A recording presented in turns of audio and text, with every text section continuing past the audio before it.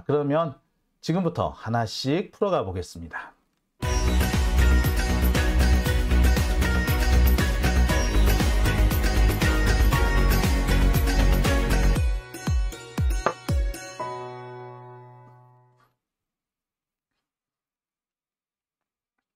네, 오밤중의 뉴스 함께하고 계신 지금 시각이 11시 24분입니다.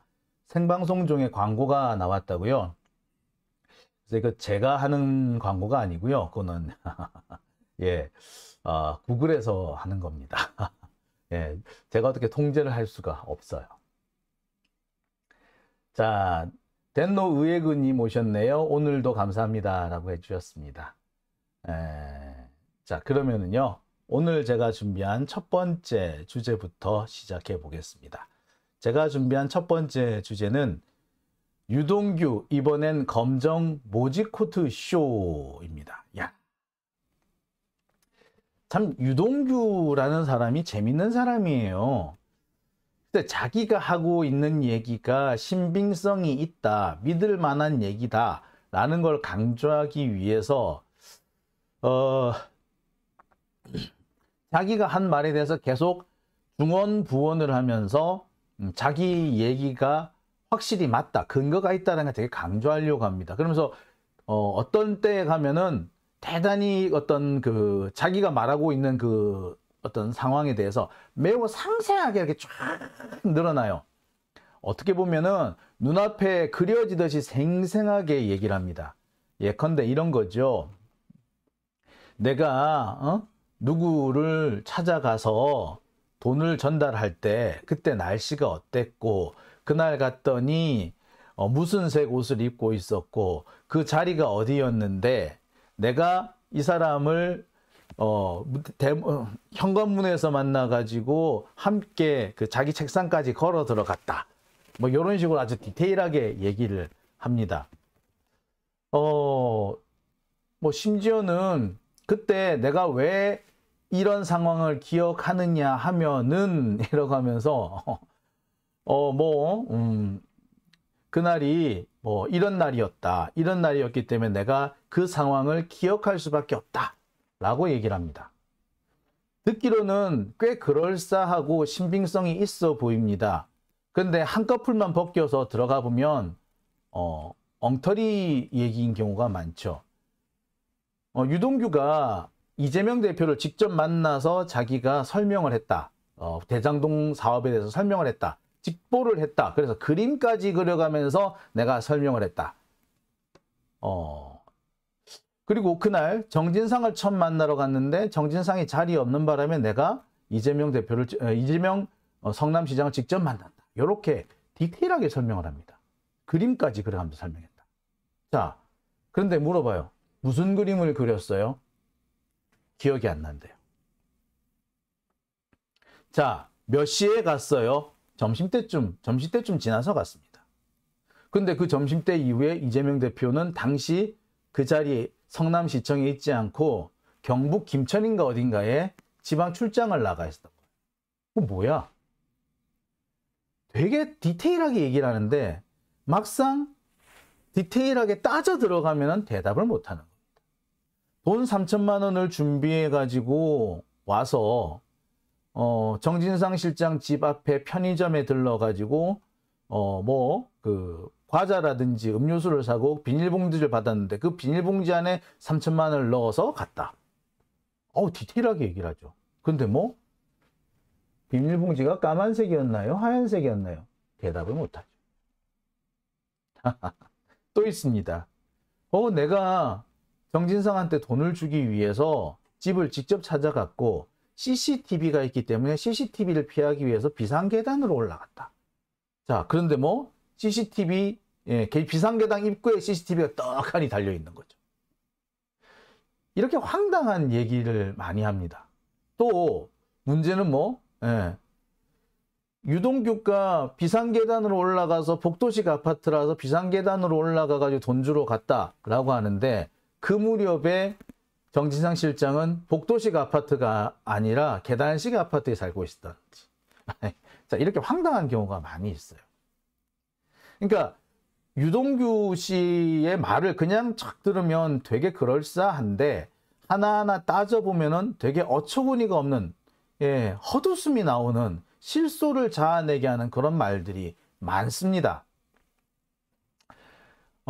지난번에 우리가 한참 웃음거리로 삼았던, 예, 옆구리에 돈을 끼고 갔다. 돈 상자를 내가 돈 2억 원을 상자에 딱 넣어가지고 그 종이백에다가, 쇼핑백에다가 넣어서 줬더니 옆구리에 딱 끼고 가더라. 자, 옆구리에 끼고 간 거는 주변 사람들이 못 보게 하려고 끼고 간 거죠. 그런데 옆구리에 끼고 가니까 불룩하니 누가 보더라도 뭔가를 가지고 가는구나라는 것이 보일 정도였다는 거죠. 자, 그래서 디테일하게 설명한 것이 오히려 거짓말이란 걸 입증하거나 오히려 조롱거리가 되는 경우도 있습니다. 하여튼 많았어. 자, 그랬던 유동규 씨가 이번에는 모직 코트를 들고 왔네요. 자, 유동규가 들고 온 모직 코트는 어떤 걸까요? 자, 지금부터 얘기를 좀 제가 해보겠습니다. 자, 오늘은요, 이 정진상 실장에 대한 재판이 열렸습니다.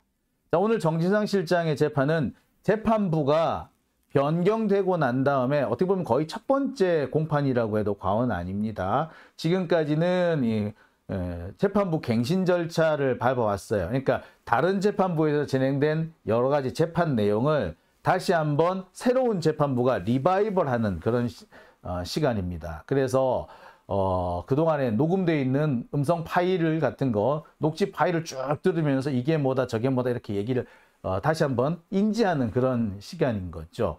자, 그리고 그 시간이 끝나고 난 다음에 오늘 사실상 처음 열리게 된 그런 재판인데, 오늘 정진상 실장의 재판에서는 유동규 씨가 추가 증인신문을 받았습니다. 지금까지 정진상 실장이 받고 있는 혐의는요, 뇌물과 정치자금 요구, 그 다음에 420억 약정설 등입니다. 근데 이 내용들이 대부분 다 깨졌다고 해도 과언 아닙니다. 이 뇌물 같은 경우는요, 뇌물을 줬다고 하는 날짜가 오락가락 한다든지, 뇌물 줬다고 하는 날에 이 정진상 씨가 그 자리, 자기 자리에 없었다든지, 뭐 이런 경우가 제법 있었죠. 또는 뇌물을 줄 수 있는 상황 자체가 아니었다든지. 420억 약정설은 이미 깨진 지 오래죠. 420억, 예, 이 돈 자체가 애시당초 존재하지 않았다라는 김만배의 주장까지 나온 상태입니다. 정치자금 요구를 했다, 20억을 요구를 했다라고 하는데, 예, 그 정치자금 요구 얘기도 사실상 뭐 깨져버렸다고 상황, 과언은 아닙니다. 이 모두가 유동규의 진술이 오락가락했기 때문이고, 또 경우에 따라서 주변 상황과 배치되는 주장을 했기 때문입니다. 제가 지금까지 주변 상황과 배치되는 주장들에 대해서 쭉 설명을 해드렸습니다. 뿐만 아니라 주변 상황과 배치 안 된다고 하더라도 본인 스스로가 계속 말이 오락가락해요. 처음에 디테일하게 막 설명을 했다가 그 다음 질문을 한 번 더 하면은 갑자기 기억나지 않는다라고 하든지, 갑자기 액수가 바뀐다든지, 엉뚱한 소리를 한다든지, 심지어는 같은 공판 안에서도 그런 경우도 있고, 경우에 따라서는 재판부가 바뀌면 다른 재판부에 가서는 전혀 다른 얘기를 하는 그런 경우도 있었습니다. 그렇기 때문에 이 유동규의 증언은 대부분 깨졌다고 해도 과언은 아닐 거예요.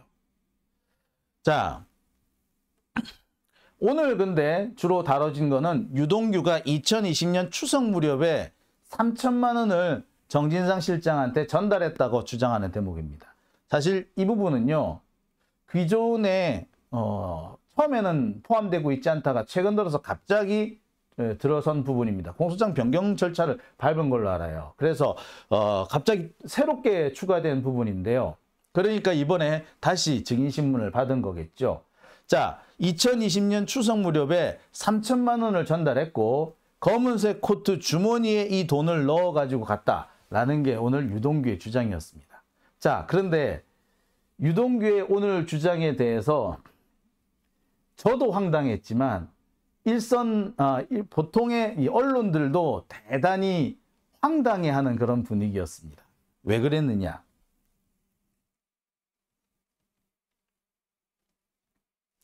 지금까지 이 유동규의 주장은 참 되게 황당했던 것이, 자기가 돈을 줬는지 안 줬는지도 헷갈리는 경우가 많았었습니다.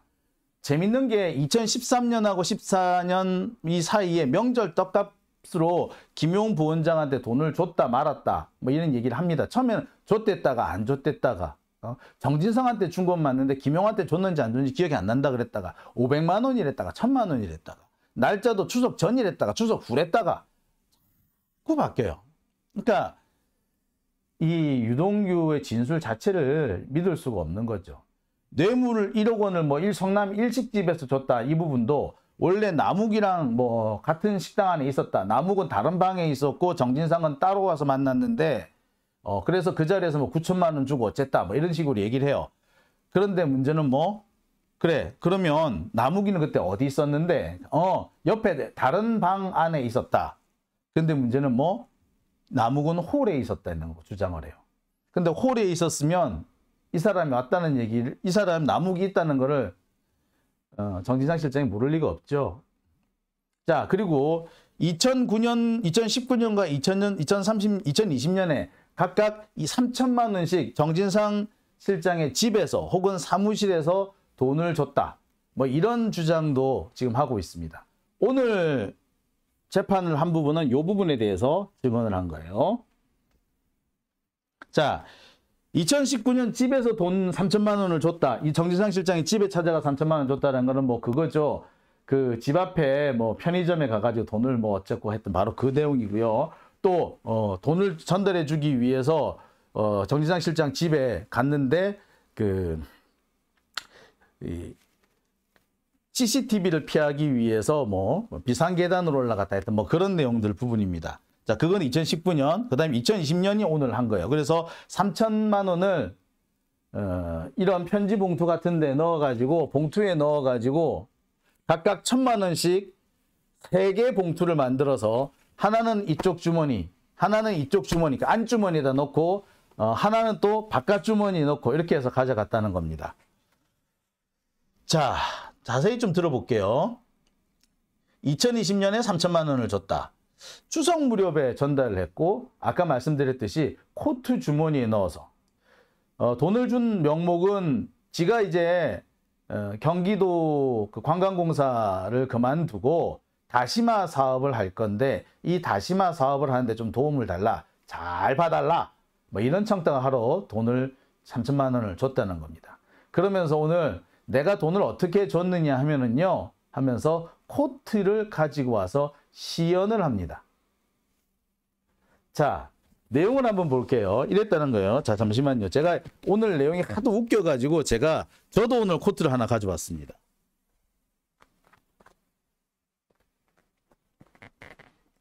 자, 이런 검정색 코트를 가지고 와가지고 내가 이 코트를 입고 가서 이 코트를 입고 가가지고 돈을 줬다 라고 얘기를 해요. 그러면서 어떻게 얘기하느냐 이렇습니다. 아이고 참 제가 참 이런 것까지 다 하네요. 예.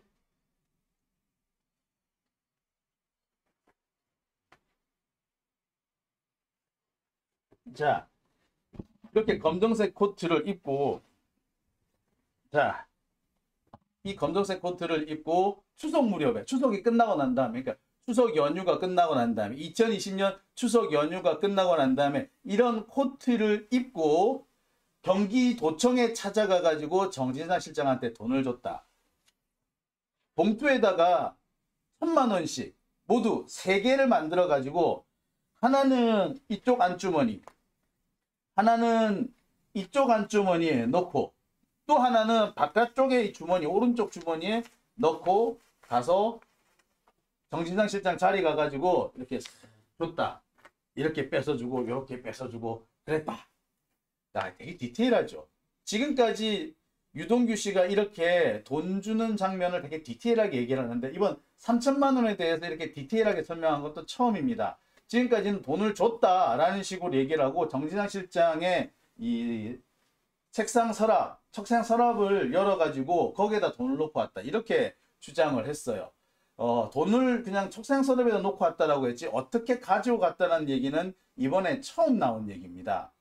자, 그런데 자 한번 보실까요? 이쪽 주머니에 넣고 이쪽 주머니에 넣었다. 자, 그런데 제가 확인을 해보니까 잠시만요. 이 돈이 1,000만 원이 이 봉투 안에 들어가면 대단히 두툼해져요. 솔직히 이런 봉투 안에 1,000만 원이 과연 들어갈까 싶을 정도로 두껍게 나옵니다. 잠깐 이것 좀 시연을 할 만한 게 분명히 제가 준비를 해뒀는데 그거 어디로 가버렸나요? 예. 여기다 분명히 놔뒀는데 참 요새 제가 이렇습니다. 정신머리가 이래요. 준비를 다 해놓고 어디다 잘 놔두고 지금 제가 못 찾고 있네요. 참. 자, 그러면 일단 A4 용지 같은 걸로 한번 준비를 해볼게요. 자, 제가 해보니까 이게 되게 여러 장이 들어가서 이렇게 해서 돈을 넣고 갔는데 이게 200장이 이 안에 안 들어가요. 여러분, 이런 봉투에 종이 200장이 들어갈 거라고 생각이 드세요? 이 안에 100장은 충분히 들어가죠. 제가 볼 땐 150장까지는 들어가는 걸로 알고 있습니다. 근데 200장이 들어가긴 어려워요. 근데 200장이 들어가야지, 5만원짜리 200장이 들어가야지 1,000만 원이 됩니다. 아마 제가 볼 땐 되게 빵빵하게 차지 않을까 하는 생각이 드는데, 이렇게 빵빵하게 차는데 이거를 어떻게 여기도 하나 놓고 여기도 하나 놓고 여기도 하나 놓으면 옷이 푹 하겠죠. 자, 돈 봉투를 안쪽 후주머니에 넣는다는 것은 남들한테 보이지 않게 하기 위해서 가져가는 건데, 자, 이거는 오히려 남들 눈에 더 잘 띄게 되는 그런 상황이 아닐까 하는 생각이 들어요. 그렇죠? 여러분께서 어떻게 생각하십니까? 자, 좋아요. 갖다 그랬다 쳐. 그런데 문제는 추석 무렵에 찾아갔는데 검정색 코트를 입고 가서 줬다라는 거예요. 추석 무렵이면 언제? 네, 10월이에요. 딱 이맘때예요. 여러분, 이맘때 이렇게 두꺼운 코트 입을 수 있을까요? 저 지금 상당히 덥거든요. 예, 제가 요새 목이 좀 추워가지고 목에 제가 한기를 잘 느껴요. 그래서 이렇게 목이 지금 올라오는 이런 옷을 선호를 하는데, 약간 찬바람이 조금만 불어도 저는 이렇게 목이 있는 옷을 좀 선호를 합니다. 그런데 그렇다 치고요. 코트를 입으니까 되게 덥거든요. 지금은 저녁입니다. 밤인데도 이렇게 코트를 입으니까 덥습니다. 그런데 과연 2020년 추석 무렵에는 날씨가 어땠길래 이렇게 두툼한 코트를 입고 가서 돈을 줄 수가 있을까? 제가 그래서 확인을 해봤습니다. 2020년 추석은요, 9월 30일입니다. 그리고 2020년 추석 연휴가 끝난 거는 보니까 10월 4일이더라고요. 그러니까 연휴가 끝나고 난 다음에 바로 하루 정도 있다가 또 토요일, 일요일 오고, 결국 그래서 실제로 업무 시작한 건 10월 5일부터 업무를 시작한 걸로 보이더라고요. 그럼 10월 5일부터 해가지고 10월 10일 정도까지 이 닷새 또는 일주일 이 사이에 기온이 어땠는지 제가 뒤져봤습니다. 2020년 10월의 날씨, 기온. 2020년 10월 5일의 날씨는요, 최저 기온 9.3도, 최고 기온 18도였습니다. 그런데 그 다음날 10일부터는요, 10월 6일부터는요, 최저 기온이 12도, 최고 기온은 21도까지 올라갑니다. 그리고 10월 10일쯤 되면은요, 최저 기온은 13도, 14도가 되고요, 최고 기온은 23.5도까지 올라갑니다. 최저 기온이라고 하는 거는요, 여러분들은 잘 아시겠지만 언제? 해 뜨기 직전입니다. 해 뜨기 직전이 가장 추워요. 아시면 다 아시죠? 군대 가셨던 분 다 아실 겁니다. 왜? 말번초가 제일 고생한다 그러잖아요. 해 뜨기 직전에 그 추울 때 맨 마지막에 그 경계근무 투입되면 미치죠. 정말 춥지. 자다가 일어났으니까 더 춥잖아. 내가 오돌오돌 떨던 거나 기억을 내가 생생하게 합니다. 저 같은 경우는 주로 경계 근무를 쓴 게 아니라, 저 같은 경우는 당직 근무, 당직 사관, 당직 사령 근무를 쓰는데, 이 당직 사령 근무를 쓸 때 미쳐요. 특히 해 뜨기 직전에 그 추위는 안 겪어본 사람 모릅니다. 여튼 가장 추운 날씨는 해 뜨기 직전의 날씨입니다. 그러니까 8도 또는 9도, 13도 요거는 해 뜨기 직전이 그렇다는 거고요. 해가 뜨기 시작하면 빠르게 기온이 올라갑니다. 자, 그리고 그날 최고 기온이 제일 낮았을 때가 18도, 제일 높았을 때는 23.5도까지 올라가요. 자, 그런데 이런 코트를 입고 갔다고요? 여러분 이해가 되십니까? 일단 이런 코트라고 하더라도 양쪽 주머니에 두툼하게 돈다발을 넣고 갔다. 예, 누가 봐도 티가 확 났을 겁니다. 그런데 뭐 그건까지는 그렇다 치고, 자, 이런 코트를 입고 갔다고요? 뭐 바바리도 아니고 이 코트를 까만색 검정 코트를 입고 갔다? 이 장난합니까? 아마 유동규 씨는요, 이렇게 코트를 입고 갔으니까 이렇게 두툼한 종이, 두툼한 돈 봉투가 들어있어도 티가 안 난다, 뭐 이런 얘기를 하려고 했던 것 같아요. 그런데 누가 봐도 웃기는 상황이 된 거죠. 재밌는 거는요, 유동규 씨가 옛날에는 몸무게가 한 80kg였대요. 지금은 한 90kg가 넘는다고 그러고 10kg 정도 쪘대요, 감옥에 있는 동안. 그래서 내가 그때는 이렇게 날씬해가지고 80kg대라서 이게 입으면 이렇게 티가 안 나는데, 아, 이게 티가 좀 나네, 불룩해지네, 뭐 이렇게 이런 상황까지 다 연출합니다. 자, 여러분 다 좋아, 다 좋아. 그래, 살쪘다 쳐. 그래, 티 안 난다 쳐. 그런데 10월 초에, 추석 끝나고 난 직후 10월 초에 이렇게 두꺼운 코트 입고 간다고요? 이해되세요? 저 아무리 생각해도 이해는 안 되거든요. 예. 아우 덥다. 씨. 실제로 오늘 법정에서 변호인이 기회를 줍니다. 뭐라고? 아니, 바바리 코트라면 모르겠는데 코트는 좀 오버 아니냐? 라고 얘기를 합니다. 그런데도 유동규는 아니다, 코트다! 라고 주장을 해요. 자, 아유, 제가 이제 설명을 드리는 동안에 마이크가 조금 떨어져 있어가지고 마이크 목소리가 잘 안 들리셨죠? 좀 작게 들리셨을 것 같습니다. 제가 마이크를 옮겨 단다는 걸 깜빡해버렸네요. 예, 죄송합니다. 자, 여하튼 자, 이런 상황을 맞았습니다. 자, 여러분은 어떻게 생각하십니까? 이게 과연 가능한 상황일까요? 자,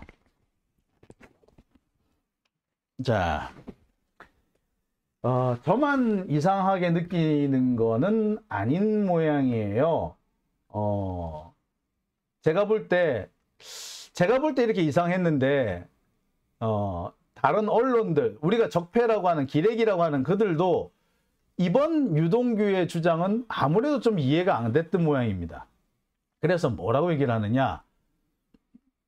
10월에 코트? 이렇게 써요.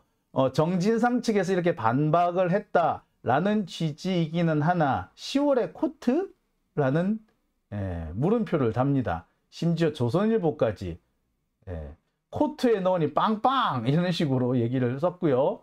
자, 노컷 뉴스에서는 10월에 양모 코트?라고 이렇게 기사를 씁니다. 지들이 봐도 이게 이해가 안 되는 거지. 심지어 조선일보마저도 황당해 하는 상황이었던 겁니다.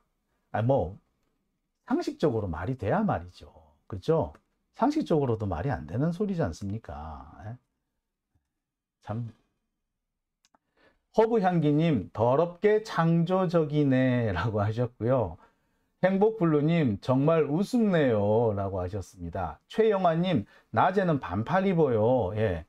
저는 이제 아까도 말씀드렸듯이 이렇게 목에 이렇게 추위를 많이 탑니다. 목에 한기를 많이 느껴서 찬바람만 조금 들어도 이렇게 목이 긴 이런 옷을 제가 선호하는데, 대부분의 분들은 낮에는 반팔 입고 계신 분들도 꽤 많아요. 저 역시도 이런 차림으로 낮에 나가면 더워요. 더운 거 분명하거든요. 그런데 코트를 입고 갔다.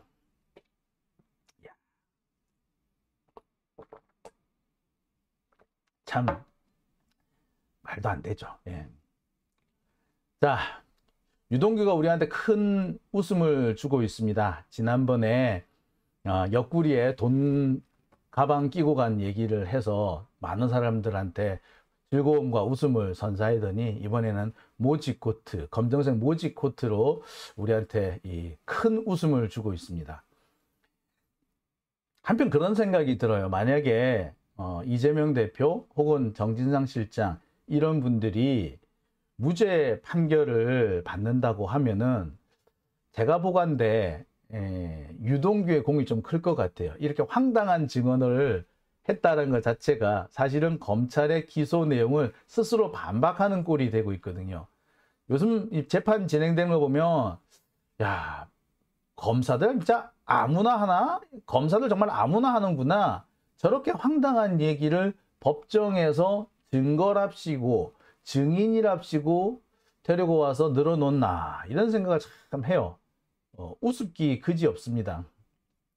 참 대한민국 검사들 수준 많이 낮아졌네요.